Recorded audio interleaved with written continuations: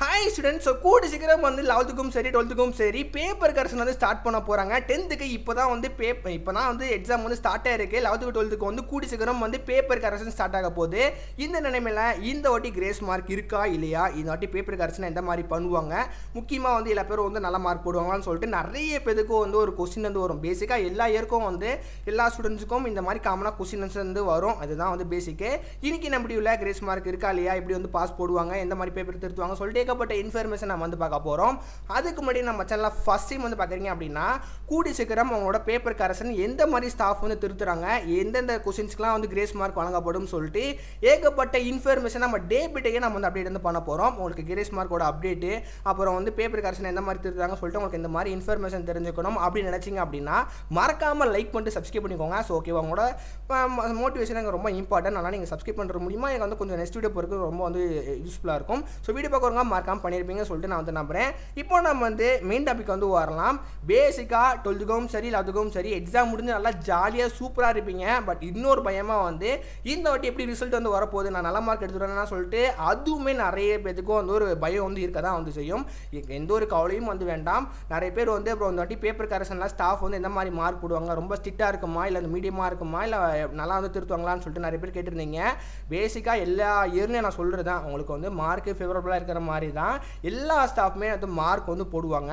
Mark வந்து எதை base பண்ணி போடுவாங்க அப்படின்னா மொத்தம் வந்து 2 விதமாக வந்து போடுவாங்க. கொஸ்டினுக்கு நீங்கள் ரிலேட்டடாக ஆன்சர் பண்ணியிருந்தீங்க அப்படின்னா கண்டிப்பாக உங்களுக்கு வந்து மார்க் வந்து போடுவாங்க. அண்ட் முக்கியமாக வந்து ஆன்சருக்கு கவர்மெண்ட்டோட அஃபீஷியல் ஆன்சருக்கு ரெஃபர் பண்ணி தான் வந்து உங்களுக்கு மார்க் வந்து போடுவாங்க. அதை நினச்சி நீங்கள் கவலைப்படாதீங்க. உனக்கு நீங்கள் ரிலேட்டடாக ஆன்சர் பண்ணால் கூட உங்களுக்கு வந்து மார்க் வந்து கண்டிப்பாக போட்டுருவாங்க. சரிங்க ப்ரோ, இன்றைக்கி வந்து எல்லா பேத்துக்கும் வந்து ஆல் பாஸ் பண்ணி விட்டுருவாங்களா, நான் வந்து எனக்கு பயமாக இருக்குது, எப்படி எல்லா பேத்துக்கும் வந்து நல்ல மார்க் போடுவாங்களான்னு சொல்லிட்டு நிறைய பேர் கேட்பீங்க.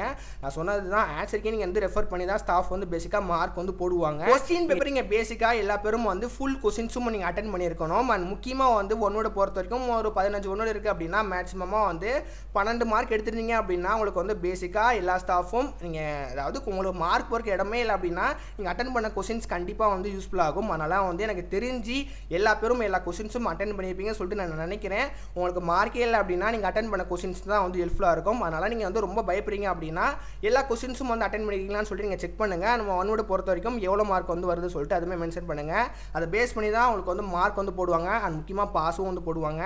நிறைய பேர் வந்து 70 மார்க்குக்கு 15 மார்க் தான் எனக்கு வருது அப்படின்னு சொல்லிட்டு நீங்கள் வந்து சொல்லியிருந்தீங்க. கண்டிப்பாக உங்களுக்கு வந்து மார்க் வந்து போடுவாங்க. நீங்கள் வந்து பயப்படாதீங்க. உங்களுக்கு வந்து ஒரு 5 மார்க் 3 மார்க் தேவைப்படுது அப்படின்னா உங்களுக்கு கண்டிப்பாக வந்து பாஸ் பண்ணி விட்டுருவாங்க. அதில் வந்து எந்த ஒரு மாற்ற கருத்தும் வந்து கிடையாது. அண்ட் ரெண்டாவதா ப்ரோ, இந்த வாட்டி கிரேஸ் மார்க் இருக்கா இல்லையா, அண்ட் முக்கியமாக என்னென்ன கொஸ்டின்ஸ்க்குலாம் கிரேஸ் மார்க் இருக்குது, இதை பற்றி நிறைய பேர் அப்டேட்டே பண்ண மாட்டேங்கிறாங்கன்னு சொல்லிட்டு நிறைய பேர் வந்து கேட்டிருந்தீங்க. ஏன் அப்டேட் பண்ண மாட்டேங்கிறாங்க அப்படின்னா அஃபீஷியல் ஆன்சருக்கே வந்த பிறகு தான் தெரியும் என்னென்ன கொஸ்டின்ஸ்க்குலாம் உங்களுக்கு வந்து கிரேஸ் மார்க் கொடுத்துருக்காங்க அப்படின்னா கவர்மெண்ட்டோட ஆன்சருக்கே உங்களுக்கு ஏப்ரல் ஃபர்ஸ்ட் வீக்கில் வந்து கிடச்சிரும். ஓகேவா, அந்த உங்களுக்கு ஆன்சருக்கு பேஸ் பண்ணி தான் சொல்ல முடியும் என்னென்ன கொஸ்டின்ஸ்க்குலாம் வந்து கிரேஸ் மார்க் கொடுத்துருக்காங்க அப்படின்னு. அதனால கிரேஸ் மார்க்கை பொறுத்த வரைக்கும் ஏப்ரல் ஃபர்ஸ்ட் வீக் வரைக்கும் வந்து வெயிட் பண்ணுங்க.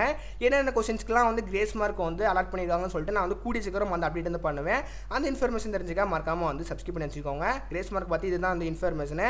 பொதுவாக வந்து எப்போ வந்து 12க்கு பேப்பர் கரெக்ஷன் ஸ்டார்ட் பண்ண போகிறாங்க அப்படின்னா ஏப்ரல் 4 அப்படின்னா 5 இந்த 2 டேட்டுக்குள்ளே வந்து ஸ்டார்ட் பண்ணிடுவாங்க. அதுக்கு முன்னாடி ஹையர் லெவல் ஸ்டாஃப் வந்து திருத்த ஆரம்பிச்சிருவாங்க.